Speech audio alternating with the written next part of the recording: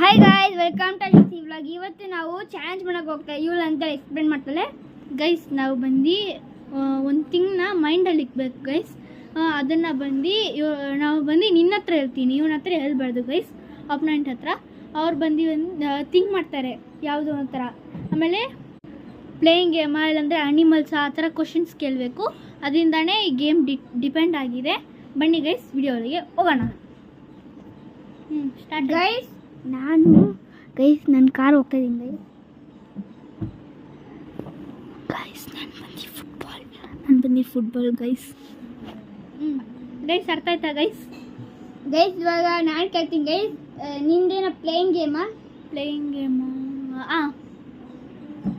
ಇದು ನಿಂದೇನು automatic Sistema? ಇಲ್ಲ. ಆಯಿತು, ನೀನು ಕೇಳು. ಫೇಮಸ್ಸಾ? ಫೇಮಸ್ಸೇ. ರೊನಾಲ್ಡೋ? ಫುಟ್ಬಾಲಾ? ಇಲ್ಲ.